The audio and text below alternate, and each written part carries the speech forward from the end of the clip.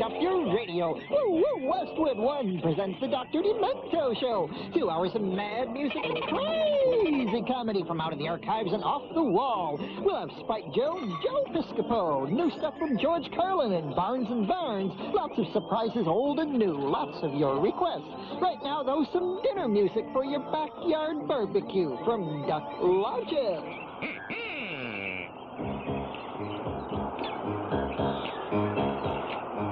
Hey, Dad, what's for dinner?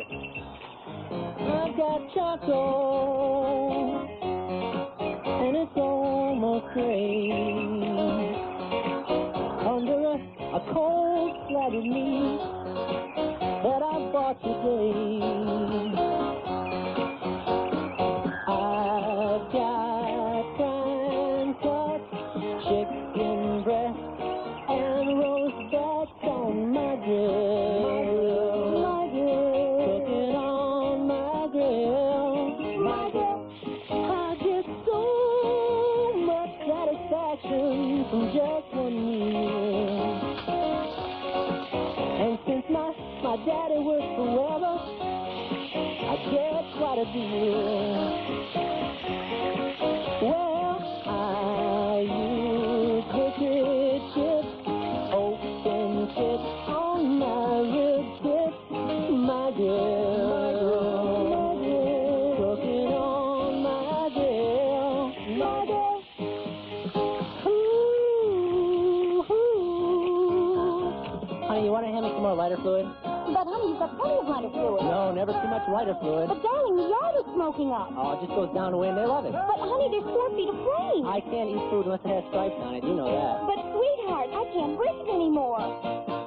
I got a brand new townhouse going up in flames. My neighbor's screaming at me, calling me names. I burn half the neighborhood.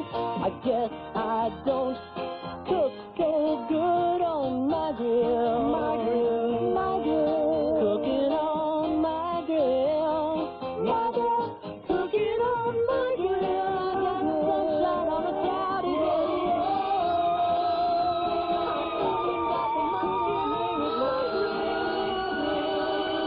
Oh, firemen, save my ribs.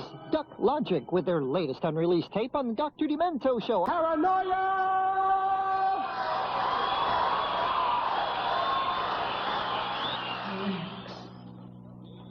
You're quite safe here.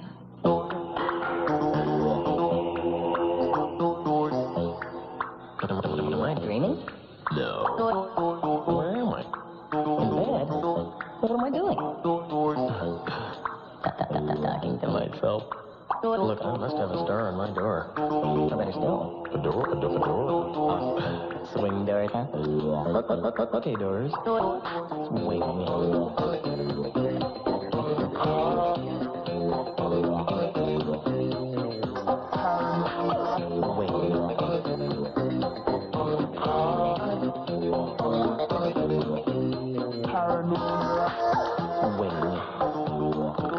Now I know I'm dreaming. Dreaming. How do I get to sleep? I'll count those bars on the window. 1, 2, 3.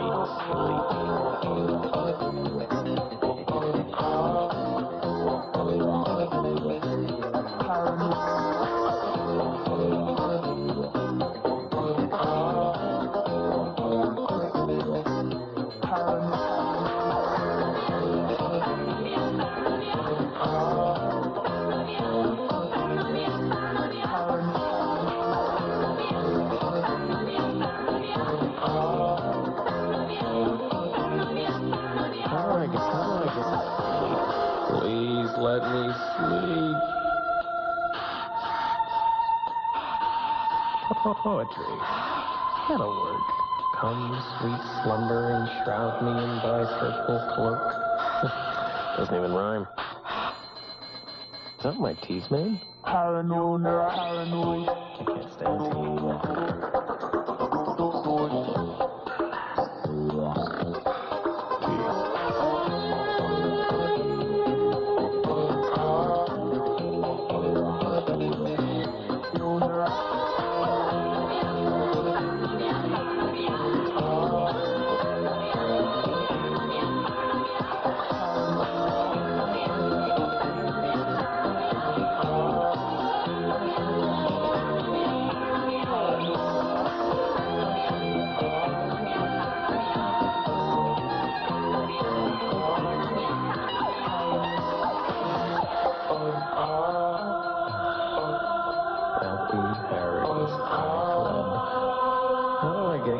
emotionally.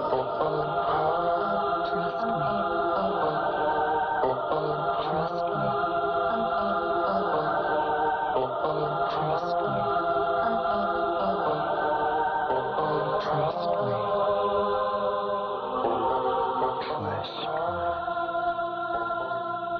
Paranoimia. That's the art of noise with Mr. Max Headroom, old computer face himself. Our engineer, Chris. Mr. High Tech brought that one in. Good one there, Chris. Joe Piscopo is next with his salute to David Letterman. You're listening to the Dr. Demento Show on 1480 Car Radio. It's good time, rock and roll. Dr. Demento.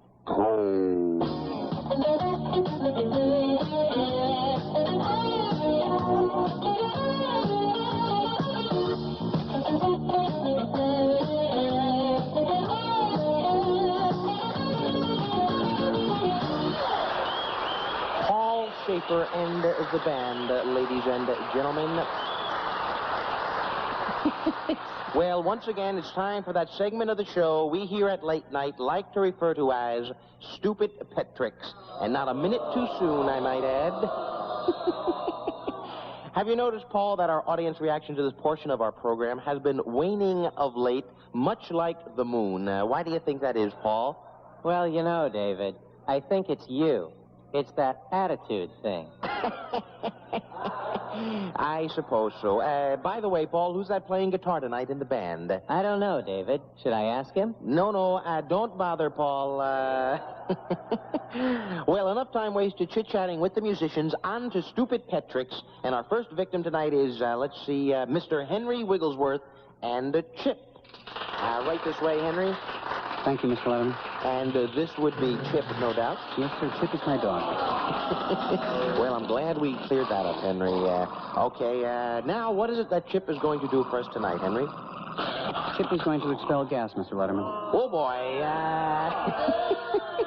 We're having some fun tonight. I certainly do hope that you and Chip have an alternate trick planned, perhaps. Yes, sir. Chip can also vomit on command. No. Or he could urinate on furniture. No, he can't, Henry. I'm sorry. Thank you so much, Henry Wigglesworth and Chip. How about humping your leg? I have a professional staff and crew here if I need that done. Henry, thank you, and goodbye. All right, Henry Wigglesworth, ladies and gentlemen. What is that dog doing on the organ? Well, this is what happens, ladies and gentlemen, when you let non-union amateur performers on television. Let that be a lesson to all of you.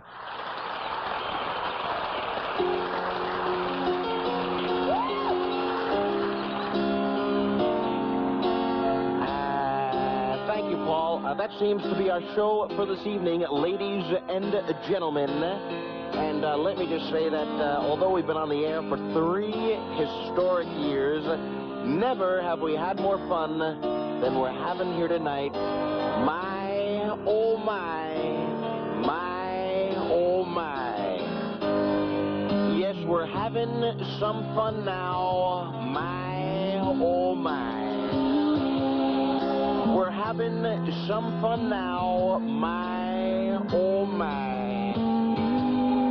We're having more fun now than humans should be allowed. We're having some fun now, my, oh my. Phone the neighbors, wake the kids. My, oh my. Phone the neighbors, wake the kids. My, oh my. In the studio, use the monitors. At home, use your TV.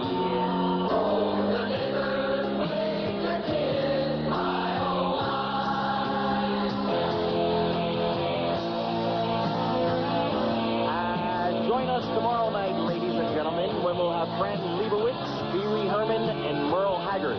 Also, we'll be embarrassing either someone who doesn't speak English very well or someone with a low-paying, menial occupation.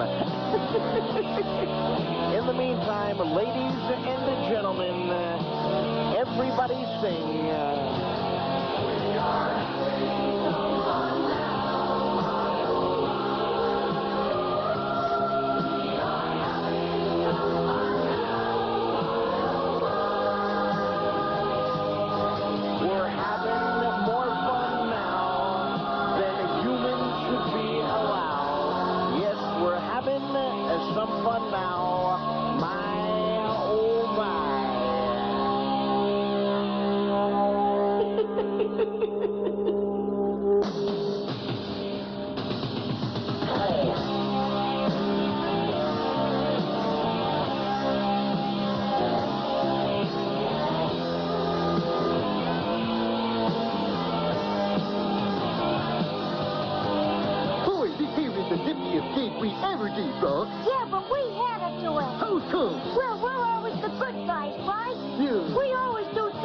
people who really need help. Yeah, but Does anybody need more help than Joe Piscopo? Steve, this is like a small version of We Are the World. Right.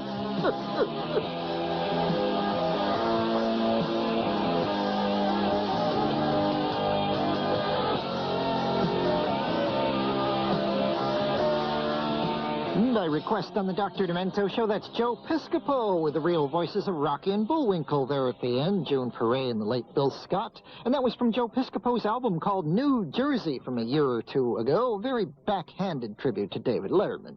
The next one, inspired by the big screen. Jason is on the loose again, so it's time to bring back this tape sent to me to celebrate one of his previous gore festivals. This is a group called the Five Dementians. No official connection to this program, I should add, but I am honored by their name. Here they are with my friend Jason. My friend Jason went to camp. Blood and gore and guts. He killed his first with 2,000 amps. Blood and gore and guts. With a shock here and a shock there and here, a shock there, a shock everywhere, shock. My friend Jason went to camp. Blood and gore and guts. My friend Jason had an axe. Blood and gore and guts. He buried it in people's backs. Blood and gore and guts. With a chop here and a chop there and here, a chop there, chop everywhere, chop. My friend Jason had an axe. Blood and gore and guts. Oh, my friend Jason had a knife. Blood and gore and guts. He used that knife there all his life. Blood and gore and guts. With a slice here and a slice there and here, a slice there, slice everywhere, slice. My friend Jason had a knife. Blood and gore and guts. Oh, my friend Jason had a gun. Blood and gore and guts. He used that thing on everyone. Blood and gore and guts. With a bang here and a bang there and here, bang there, bang everywhere, bang. My friend Jason had a gun. Blood and gore and guts. Oh, my friend Jason had a spear. Blood and gore and guts. He shoved it in my buddy's ear. Blood and gore and guts. With a squish here and a squish there and here, a squish there, squish everywhere, squish. My friend Jason had a spear. Blood and gore and guts. Oh, my friend Jason had some friends. Blood and gore and guts. All of them, they met their end. Blood and gore and guts. With a body here and a body there and here, a body there, a body everywhere, a body. Jason had some friends. Blood and gore and guts. My friend Jason lives no more. Blood and gore and guts. Hacked up pieces by the door. Blood and gore and guts. With a little piece here and a little piece there and here, piece there, piece everywhere, piece. My friend Jason lives no more. Blood and gore and guts.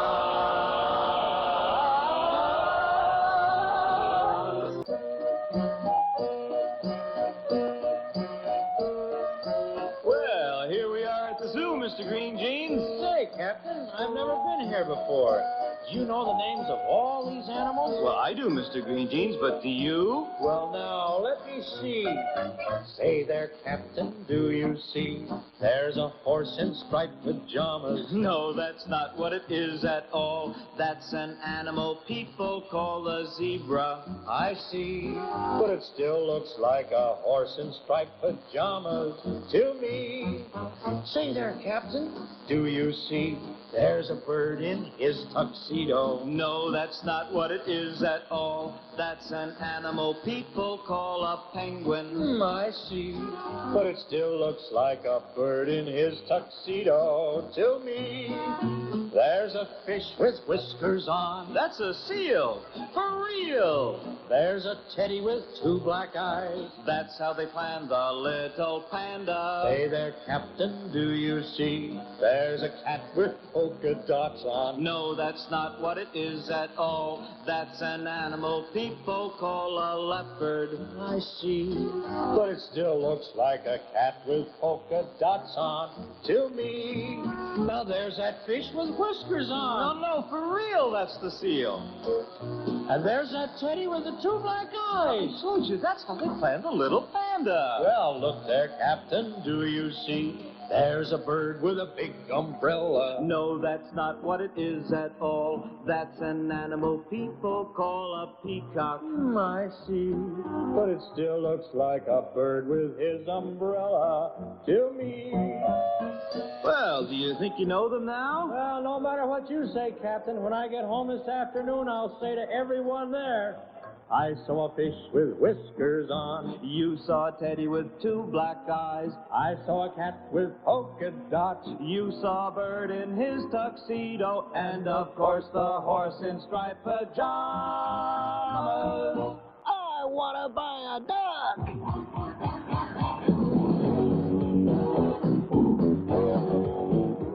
Greetings. This is Whimsical Will for the Dr. Demento Show in Cleveland, where that wisecracking Howard the Duck has crash-landed from outer space. Hey, Howard, where is your planet located? And what would you call Earth? Howard, you must have hatched from an awfully hard-boiled egg. What did you use to crack out? A car is slowed in front of us. It must be a fan. Sir, look, Howard the Duck is here. Well, let me roll up onto the sidewalk and take a look. No, Howard, it's Dr. Jennings in the Dark Overlords of the Universe. Howard, use your neutron disintegrator. Ah, good work, Howard. E.T. is here. Howard, do you know E.T.? You're looking good, E.T., and you're still just as popular. E.T., how do you feel about characters that may have been inspired by you, such as Howard here and Johnny from Short Circuit? I knew you were going to say that. Thanks, E.T. Howard is manager of an all-girl rock group. Hey, Howie, how about that, Beverly? But don't you wish for a sexy ducklet from Duck World? George Lucas is on the phone. Mr. Lucas, what did you say to Howard to convince him to make a movie?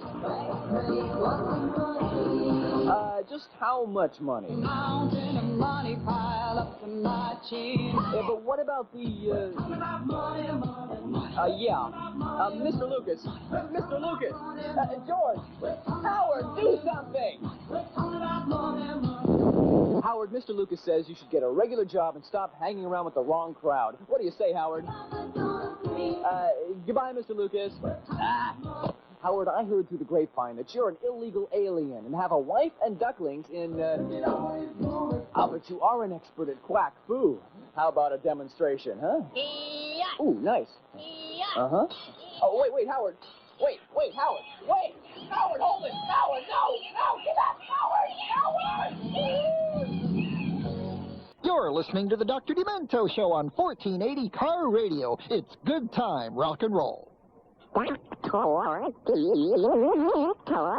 this next piece of material is something that most people can identify with. It's about losing things. I hate to lose anything. I don't want to lose anything because where is it? See, basically, that's the part that bothers me the most. I'm a practical guy. Where is it? I just had it. You know that feeling? It was just here. Where is it? I don't know. It's gone, that's true. It's lost, I know. Where could it be? Could be anywhere. Maybe it'll come back, maybe, but not yet. It's gone, that's true. Are we going to go through this shit again? Where do these things go when they're lost? There are some things, I don't even care if I ever get them back. I just want to know where the they went. You know what I mean? And let me say, losing things is one of those events in life that's even worse when you're a kid. It's even worse because people get on you for it. It's double jeopardy. Not only is the item gone, but you're catching from up here. You what? I lost my yo-yo. Well, where did you have it last? Hey, if I knew that, I would still have my yo-yo. Well, it must be somewhere. Right. Well, it just didn't get up and walk away. That one always got to me. It just didn't get up and walk away. One time I lost the cat. It just got up and walked away. And she actually started to say, well, it just didn't get up and... Hey, Ma, I think you figured this one out. Where do things go when they're lost? You know what I think? I think there's a big pile of things somewhere. I think there's a big, constantly changing pile of things that are lost. You lose something and it goes to the pile. And then you say, oh, look, there it is. Right back from the pile. And you didn't even know there was a pile. And where is the pile? In heaven, of course. Has to be in heaven. That's the first thing that happens when you get to heaven. They give you back everything you ever lost. That's the whole meaning of heaven. You get back everything. Here you are, 79 pairs of sunglasses, 212 cigarette lighters, 4,983 ballpoint pens. Here's a jockstrap we found on the Golden State Freeway. It appears to have mule hoof prints and chocolate sprinkles on it. Must have been quite an evening. Yes, you get back everything. Everything when you get to heaven. Well, not everything. You know, you don't get the big things back. Good judgment, that never comes back. Your tonsils, your appendix, they keep those for display purposes. Virginity, you don't get that back because you're in such a big hurry to get rid of it in the first place. But you get back all your wallets. You get back every wallet you ever lost. No cash. It's just like Earth. They keep the money as a prayer offering. Have you noticed that there are some people who, when they lose something, their first reaction is that it had to be stolen? First thing, hey, it was stolen. It's an ego defense. They can't stand the fact that they might have been stupid enough to have lost something. And even if it's something that nobody would really want that much.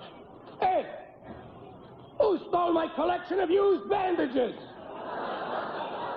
And they also got away with my nude pictures of Ernest Borgnine. Have you noticed this? When you lose something, the longer you look for it, the stranger the places are that you're looking. You look in the damnedest places after a while. You have to. You know why? You've already looked in the easy places. Those are the first places we look, the obvious places. That's why people say to each other, well, I've looked everywhere.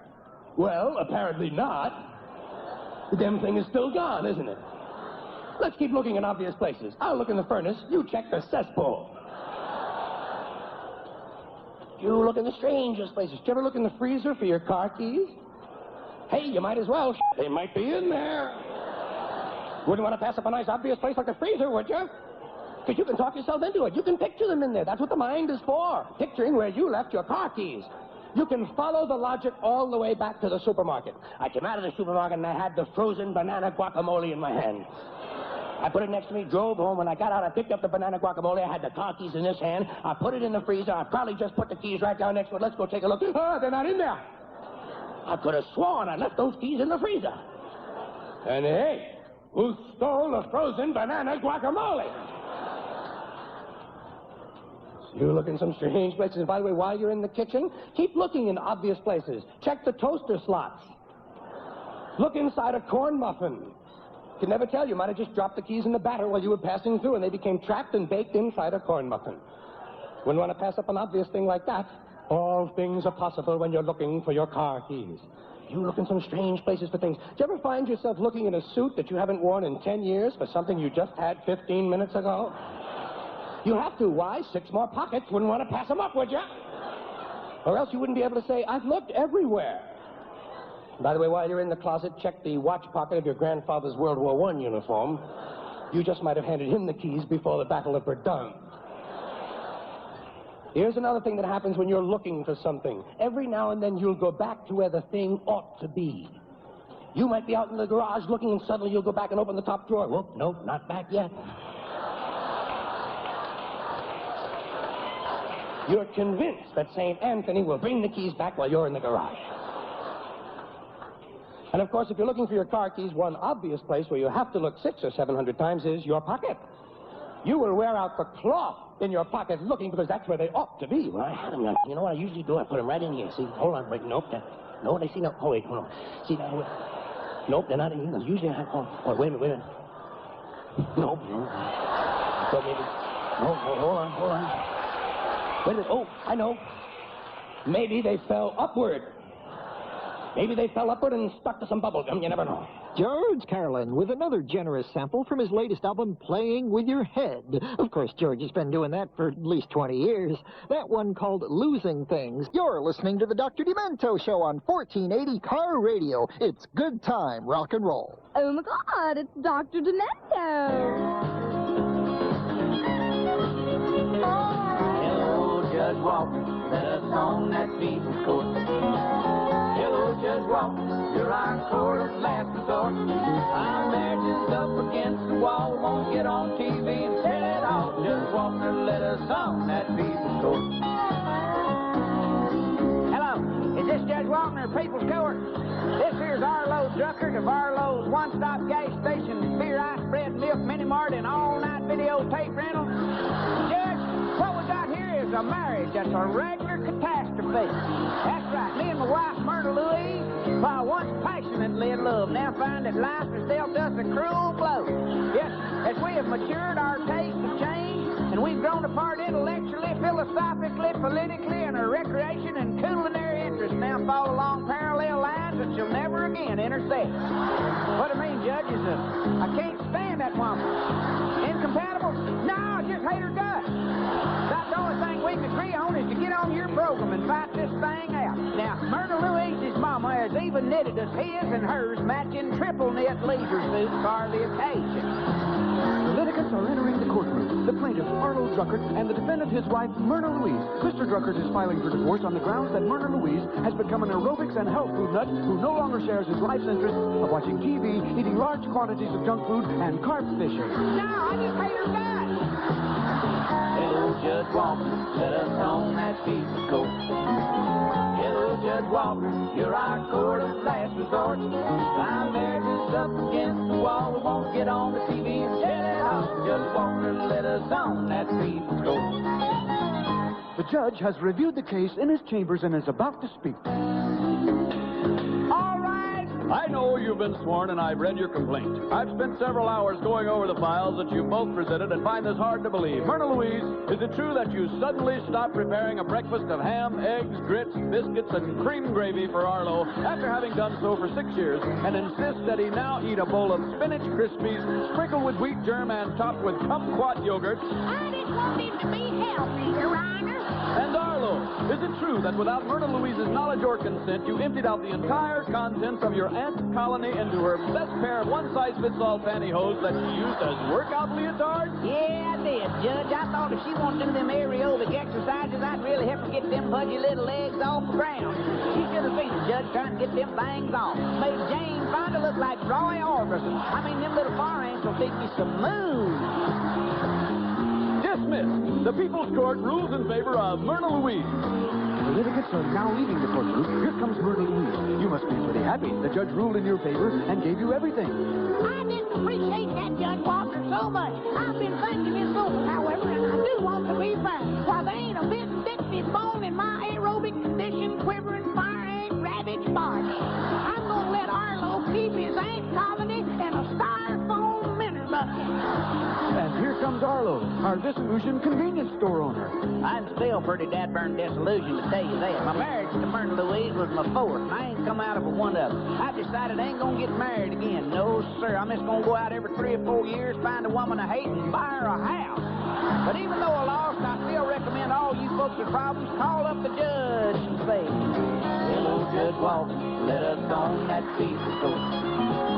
Hello, Judge Walker, you're our court of last resort. Our lives are up against the wall, won't get on TV, tell it all. Judge Walker, let us on that people's court. I said, hello, Judge Walker, let us on that people's court. Hello, Judge Walker, you're our court of last resort. Our lives are up against the wall, won't get on TV, tell it all. Judge Walker, let us on that people's court. Come on, Judge. Judge Walker, let's on that people's court. Ray Stevens and People's Court from his newest album called Surely You Joust. Ray Stevens on Dr. Demento Show. Here come number 4.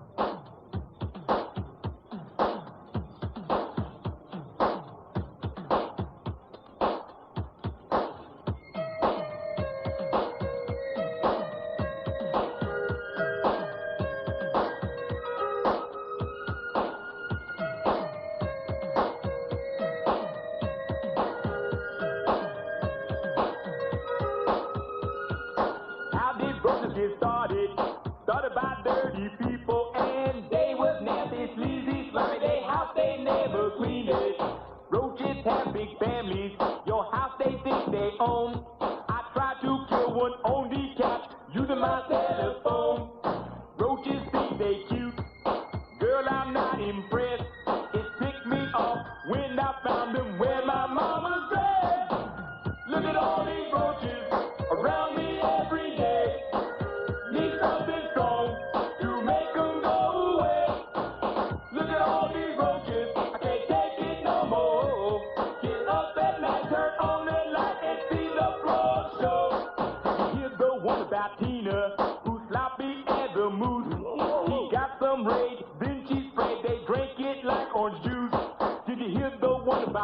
Piscopo. They say his roaches are gay. I tried to fumigate to make them straight, but they just stay that way. Lots of pesticides, big money I done spent. None of them be working, so I charge my roaches rent. Look at all these roaches around me every day. Need something strong to make them go away. Look at all these roaches, can't take it no more. Get up at night, turn on the light and see the floor show. Can't go no place, the drain boy bed would linger. They see my face, they laugh, they flip me off with a middle finger.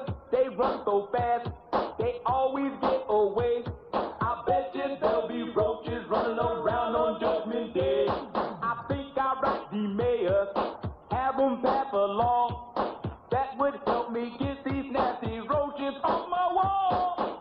Look at all these roaches around me every day. Need something strong to make them go away.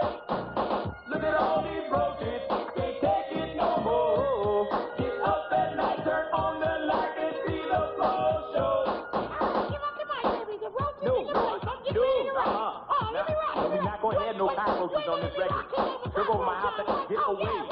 My house is fine, I ain't got time for roaches over here. Came home from a hard day's work and found they drank all my beer. My house is fine, I ain't got time for roaches over here.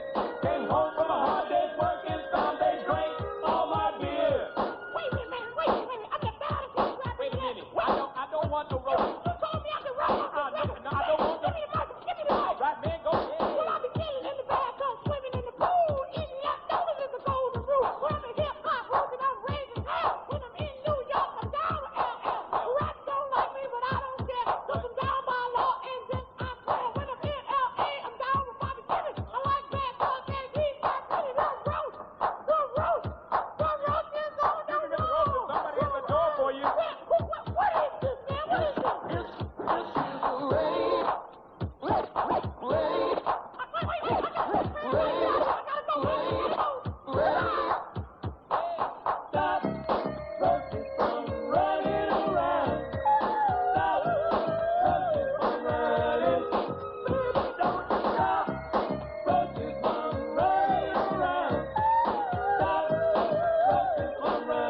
take me.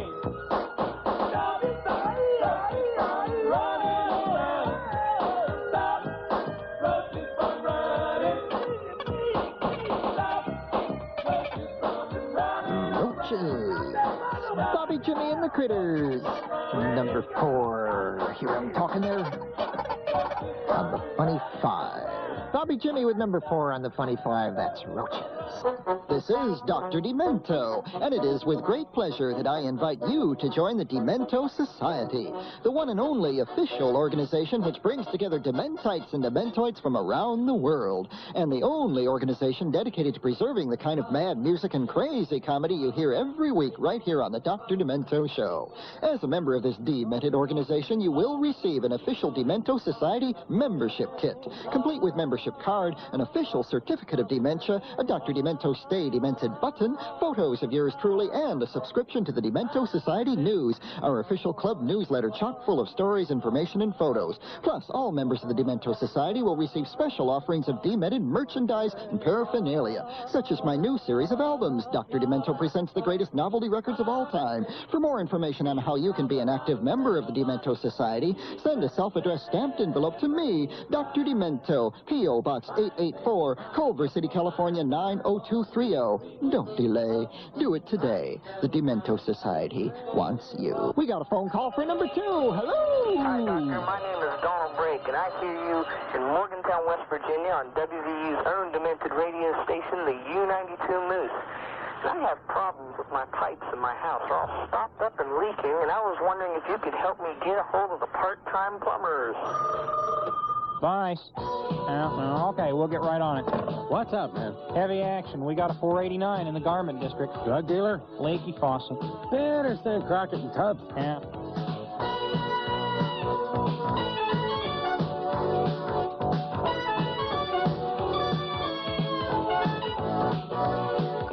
I do the best, always dressed so nice.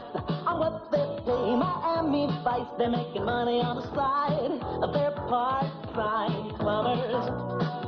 When they're not working for the feds, they're fixing pipes and leaky heads. You can make a lot of bread when you're a part-time plumber.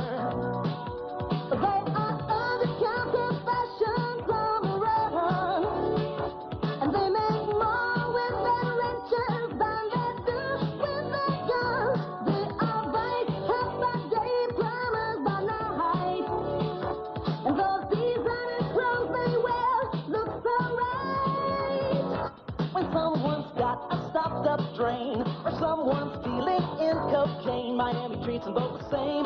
They call part-time plumbers.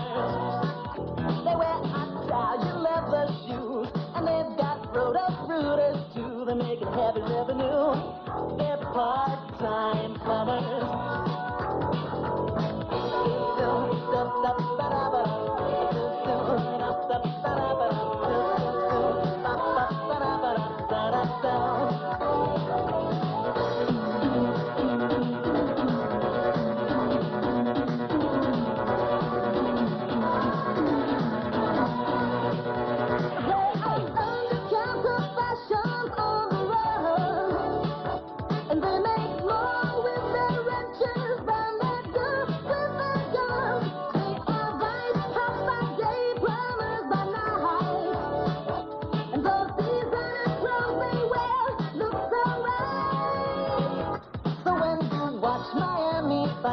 And think that car they drive looks nice. Just remember those guys are part-time plumbers. You know that Tubbs and Crack get too, dressed up like models from GQ, are making more than me and you, 'cause they're part-time plumbers. He and he are part-time plumbers. Oh, they dress so fine for part-time plumbers.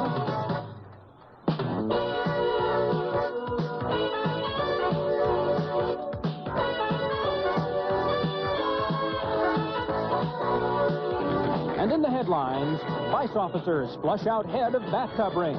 Details on the news at 10.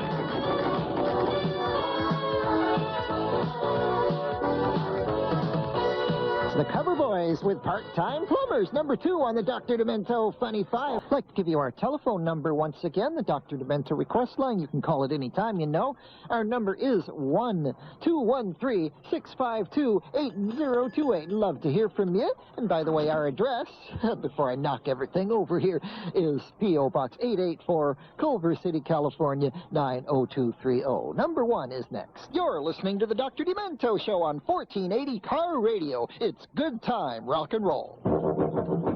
It's time for number 1. This is it. Here it comes, number 1. As the executor of Mr. Muldoon's estate, I have been empowered to read Mr. Muldoon's last will and testament. Well, get on with it. The bar's open soon. Oh, poor dear Arthur.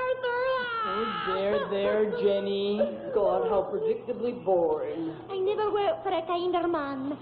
If we are all seated, I shall proceed with the reading. I knew it. I, Arthur Durham Muldoon, being of sound mind and body, Not to laugh. do hereby divide up my considerable estate as follows. To my overly emotional sister, Jenny, Jenny, darling, he's talking about us. Oh. who grubbed with her husband, Hank, grubbed for everything they could get from me, and then cried crocodile tears when I needed sympathy. What? To Jenny, I leave a boot to the head. Oh, what? Ow! Jenny, are you okay? And another boot to her wimpy husband, Hank. Ow! This is an outrage. But still, you are my sister. You have both admired my Rolls Royce, and since I no longer need it, Oh, dear Arthur, he's too kind. I bequeath another boot to the head. What? Ow! And one more for the wimp. Ow! Next to my alcoholic brother. Hey, I don't want no boot to the head. To dear Hedge, who has never worked a day in his drunken life. I'm coming up my head. I leave my wine cellar and 3 crates of my finest whiskey. Really?